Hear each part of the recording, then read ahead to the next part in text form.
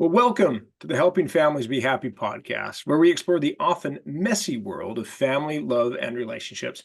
I'm your host for this podcast, Christopher Robbins, the co-founder of Familius, husband, father of 9, author, fly fisherman, and backpacker based in the Central Valley of California.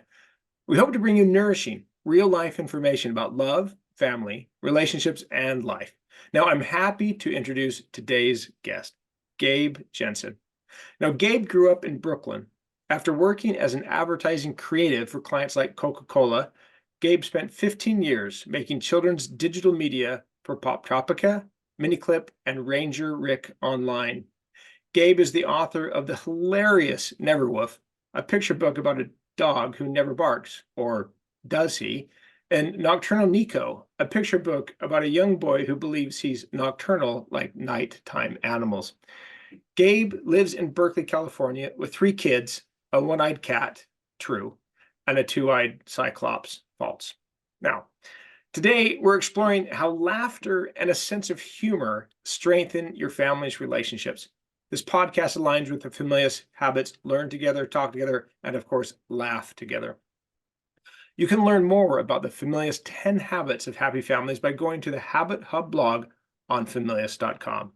For the video of this podcast, please go to the Familius YouTube channel. Now, welcome, Gabe. Thanks for joining us today. Thanks for having me. And I'm ready to laugh. All right. Let's do it. No pressure. No pressure. So that's funny. Ranger Rick is this. I remember having a Ranger Rick sticker on my door growing up. Oh yeah. Yeah, that was the original. That probably dates us both. Okay, so laugh together. What are some of the building blocks of families laughing together, and why is this important? So I think the first thing is really to build as much shared experience as you can, because every experience that you have together, be it out in the world or just watching a movie together, creates, I think, a raw material for you guys to build humor from. So let's say you're out in the world and you see something funny, you see a cat jump out from behind a bush and maybe scare someone, and you can get a laugh from that. That builds up a sequence of jokes that can then be referred to in later years. So you sort of have this running tally of family jokes and callbacks that I think can keep you laughing for many years. And it can be such a stress reducer or a friction reducer. Just last night, my 17-year-old son comes in, and he is like many 17-year-old sons. He's angry, maybe he's hangry, and he's just not very friendly. And we sit down at the table, and he's not even going to sit down with us, and he's deciding whether he's going to eat or not. And I decide to tell a story about the time that I went to the dentist to check on my wisdom teeth, and they wanted to pull them, and I said, no, I don't want them pulled. They said, well, we can cut the gum around them. I said, great, do that, but do it without Novocaine, because I can't stand Novocaine. And they said, we can't do that. I said, do it anyway. And then I proceeded to tell them how I had taken this Lamaze class with my wife, and so I was going to use the Lamaze techniques to do this. So I demonstrated this whole thing for the kids while I was doing this, focusing on the dentist's bald head as my focal point, and they all started laughing, and it really diffused this moment of my son being angry. So laughter can be almost a balm in those moments, right? And we have to take the lead on it. So Absolutely. And I find it's kind of interesting that to me, a lot of our shared references often come back to movies. And what I think is interesting is that there was a time when I think TV time was, of course, considered to be a problem if you spent too much time watching a screen. What's interesting to me is that in today's context of individual screens, phones, iPads, and so forth, watching a movie together can be a very social experience, way more social than everybody plugged into their individual device. So I think that's a really important one. What we love to do is often rewatch a movie that we've all seen a number of times. And what that does is that lets everybody talk over it. You don't have to worry about someone missing the story. So then it really becomes much more of a family conversation than just sitting there watching a movie. Okay, so we do the same thing. We call it Sad Movie Sunday. that Sunday night we have to watch a film, and there has to be something sad about it, but it still can be totally comical. So what are your three favorite funny movies? Well, we're huge fans of, let's start with the Lego movie. Yes. Very surprising Push there to time. have, yes, very surprising to have a movie made from a product, from a toy, actually go ahead and present some pretty amazing comedy.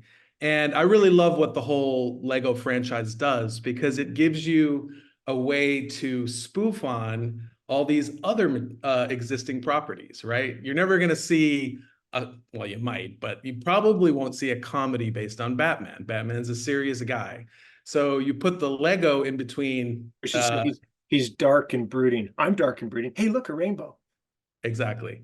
And I think that's absolutely genius. So we love that. We're also big fans of the Miyazaki films, all the Studio Ghibli.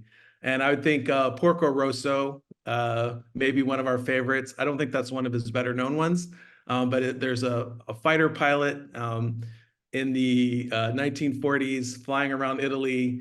And again, this is one where I think we feel like it's a little bit of an inside joke with, within our family, because some people don't know about it. So we kind of feel like we're in a special little club by enjoying that film.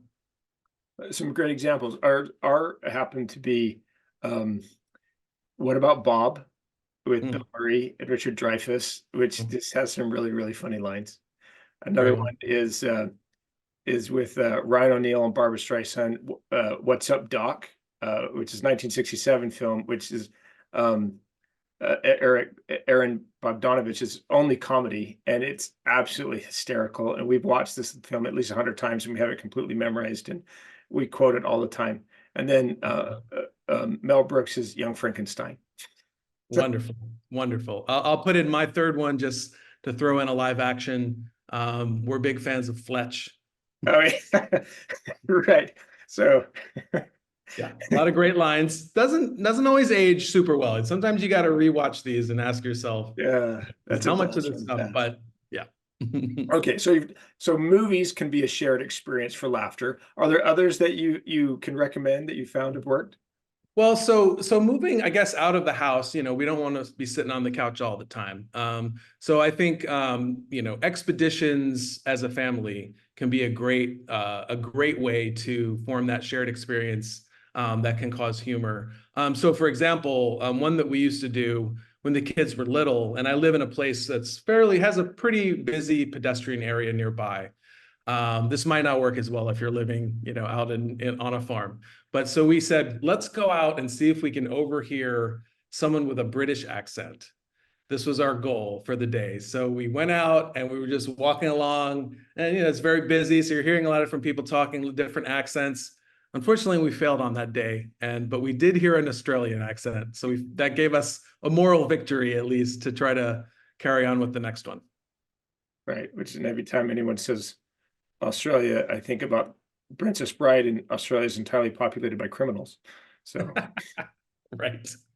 Princess Bride, another one that goes into the family vault of favorite movies. right. Okay. So shared experiences, being outdoors, is finding ways to find, and I love how you actually look for something.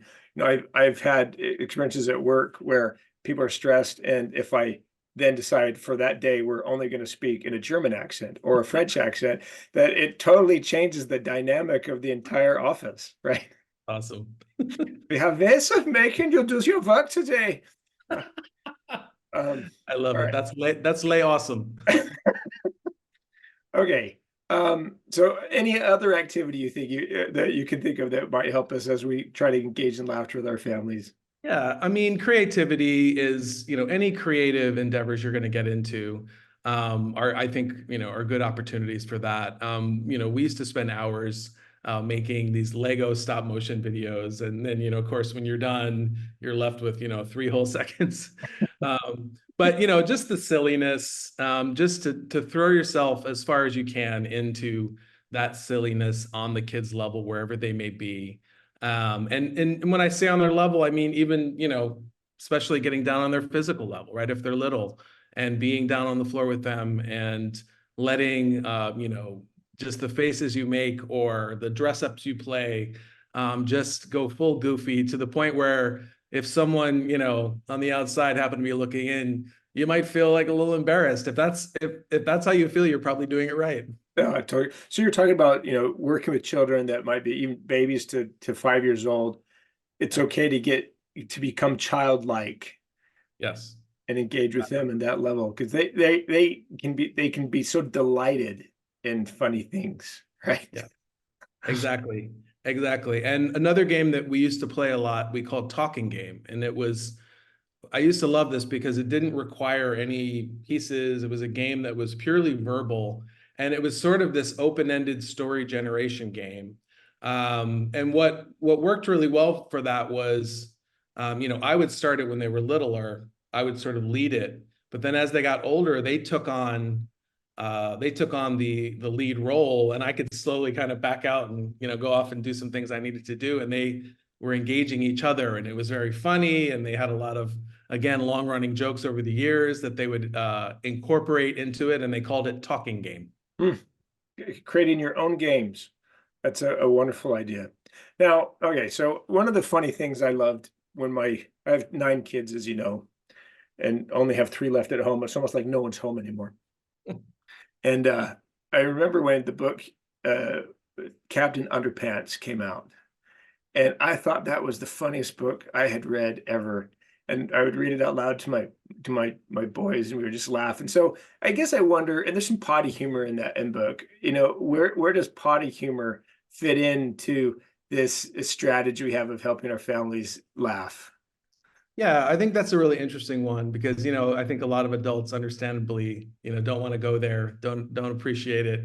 And I think for me, the thing that's important to understand is that kids laughing about it's actually a way for them to try to understand what could be a very complicated subject. What's embarrassing, what are the social constructs around that?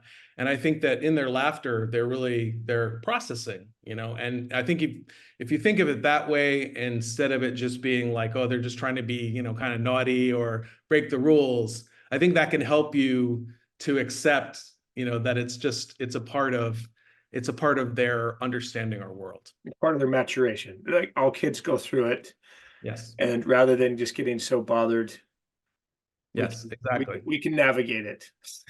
Correct.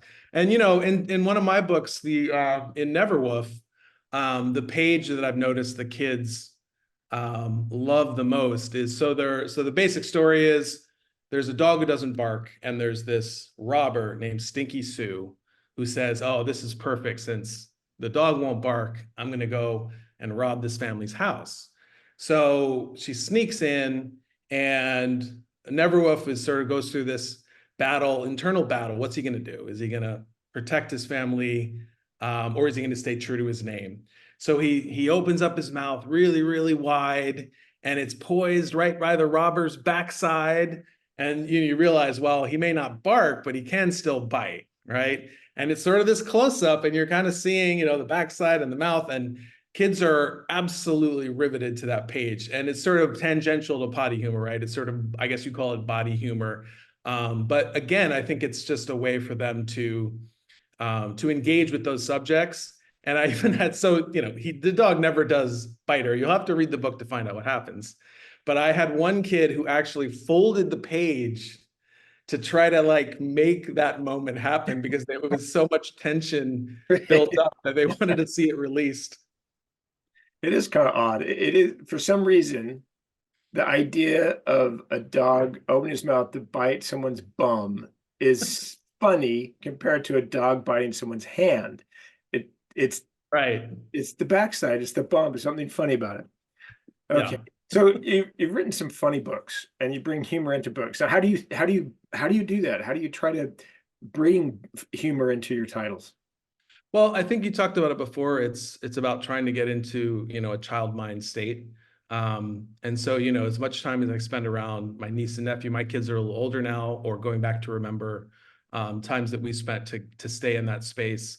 I think it's really important in kids' books today because I think we're in a time when there's been a move towards more serious subjects in kids' books. And I think that's great in so many ways. I mean, you see books now that can help kids deal with so many difficult things they may be going through. And I think that's really important. I think it's also important, though, to remember that, kids do want to laugh. And I think oftentimes the gatekeepers of kids' books may not recognize that. They may not see the humor in it. And so I think it's all the more important to write those kinds of books. I had a writer friend give me what I thought was a great compliment, which was, she said, "You've done something really brave with Neverwolf. You've written a book just for kids." Yeah, that's true. And it's a fun package too, because it's kind of reminiscent of those 1950s design titles. Right, exactly. Okay, now you're a dad. What you're going to come up on Father's Day here. What's our role as dads in terms of bringing humor into the house? Do we have is it the stereotypical funny guy that they always show on television? I mean, we have many roles, but what's our role for bringing humor into the household? Yeah, I mean, I think this role can be played by either parent, and sometimes you might pitch in together. But I will say for myself, definitely the physical, goofy humor, the having no problem being embarrassed. Maybe you're pouring something on your head, or I think I'd stop and say I think it's really interesting where if you give kids, and this is especially little kids, if you give them this sort of oversized sense of power over a world that they don't always control in a goofy manner, I think that they love this. So we used to have a game where when you're swinging, when I was swinging my kid, when the swing would come back, I would pretend to be, knocked backwards, right? So the faux, being slammed backwards. And this was an absolute, hit for them. And I think there's something there about when you take yourself down a notch, either through a loss of dignity or simply, again, the physical size coming down, or a loss of control. I think there's more than just humor there. I think they're appreciating the fact that you're coming down to their, onto their level to connect with them. Wonderful. Great way to strengthen a relationship between a parent and a child. You know, you know, there goes he's not called Neverwolf, if you just heard my dog bark.